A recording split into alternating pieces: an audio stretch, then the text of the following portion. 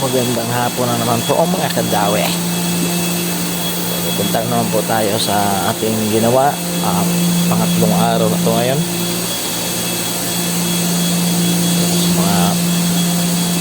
Sa mga nagtatrabaho sa Korea.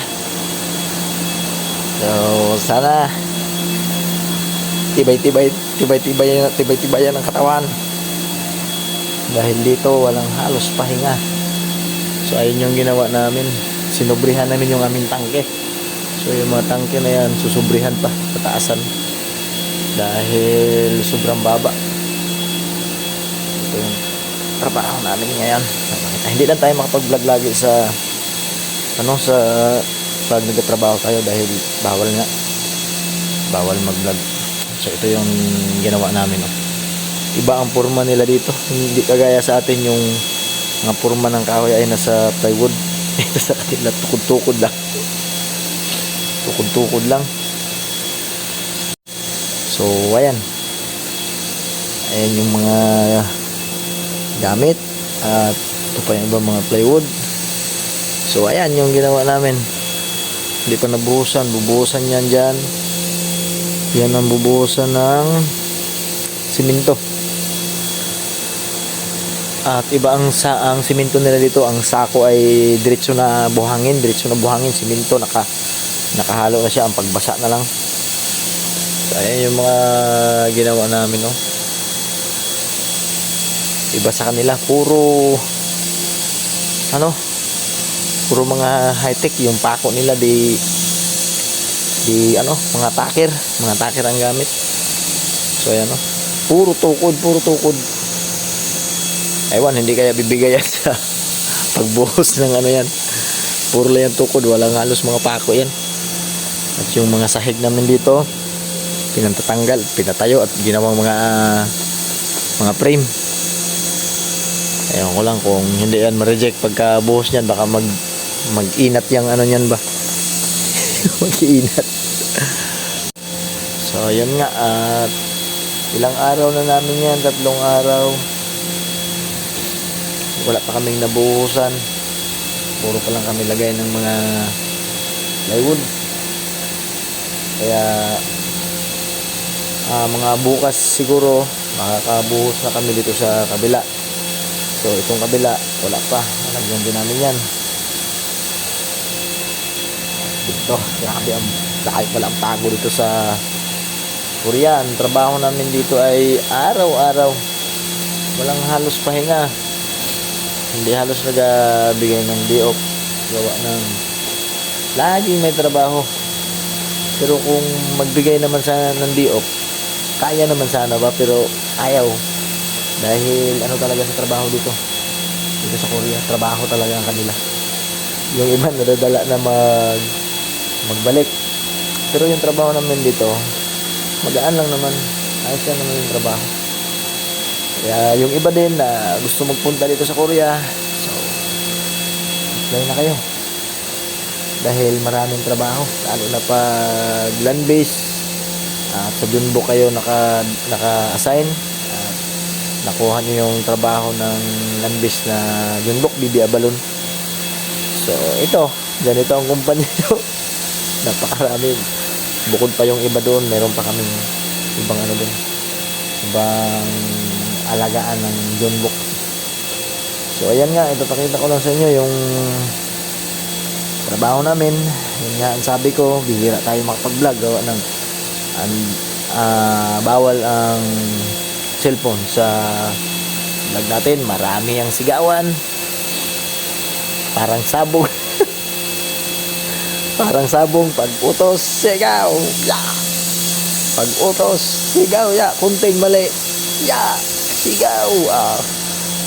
Pero ayos lang naman at hindi naman nananakit, awa ng Diyos. So tanggapin na lang yung sigaw. Mura meron. Check ya si Bal, meron marami yan. Buong maghapon, swerte na lang ang hapon kung walang sikya si Bal. Pero na talaga nila yan, ugali na nila. Kaya kung hindi mo kayang tanggapin, talo ka. Pero kung tanggapin mo na lang, tawanan mo na lang, smile ka lang, pagpagalitan, smile, oh. Tawa ka, wala. Hindi na rin yung siya pag tawanan mo na lang. Tapos, minsan, pag utusan ako, hindi ko alam yung Korean. So, nakatingin na lang ako sa kanya. Ayun. Pag nakatingin ako sa kanya, nagayoko siya, nagagalit. Si Bal na naman, ay, ilang. Hindi naman kami magkaintindihan. At yung mura nila, iba man sa atin, wala lang. Smile lang. Sa mga kasisonal natin dyan.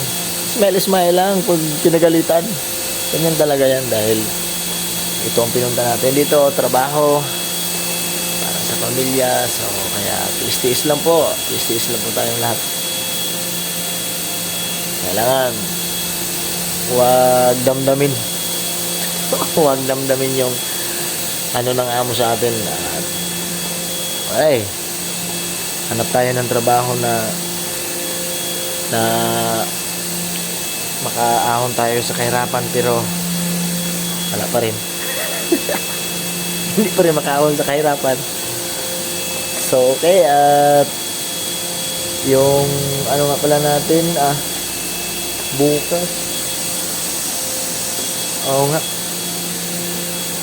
bukas nga, bali hakot kami ng simento. Naghakot kami ng simento dahil pambuhos namin dito. So kanina naghakot kami ng puro bakal. Ang bibigat ng mga bakal. Ito pakita ko namin. Dalawa lang kami na naghakot. Sinakay namin sa sasakyan. Doon pa kami naghakot sa malayo. So ito, kita natin. Hirap na dito magdaan at baka madulas ka dito. Delikado. Yan, pababa, malalim yan. So yan yung hinakot namin kanina. Dalawa lang kami ng aking body iso. Shoutout nga pala sa mga viewers natin na sa mga viewers pala na nag-aabang ng ating mga video. So hindi tayo makapag-upload basta-basta dahil hindi tayo makapag-video ng marami dito.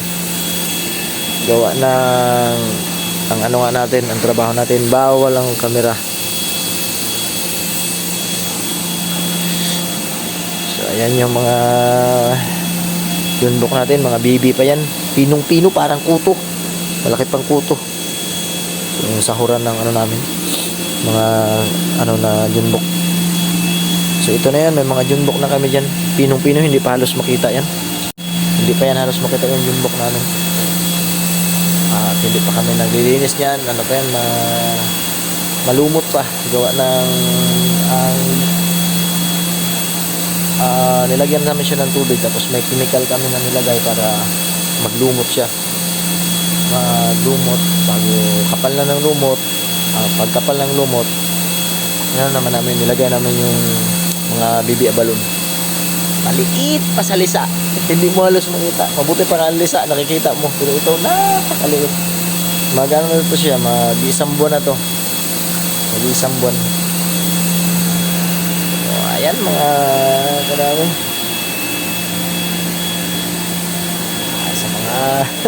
Sa mga tropa natin dyan.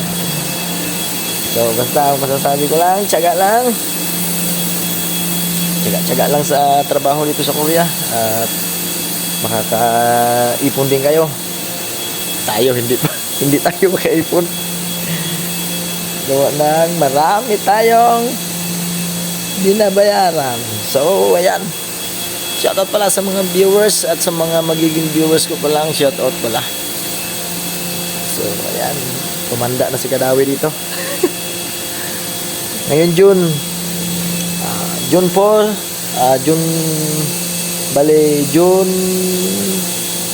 June 1. So yun po ang uwi ko, June 1. Bale naka-extend po ako ng 3 months, 5 months po ang kontrata at naka-extend ako ng 3 months. So uwi ko June 1 ako alis dito. Dating doon mga June 2. Okay, doon fishing na naman, adventure fishing na naman tayo. So meron akong ina-upload na mga fishing. So yung kapatid ko or misis ko, sila ang pinapa-video ko at pinapapasa ko na lang dito para meron akong may upload sa ating Facebook or YouTube or yon. Okay, at ito si Kadawi, busy lagi, araw-araw, everyday.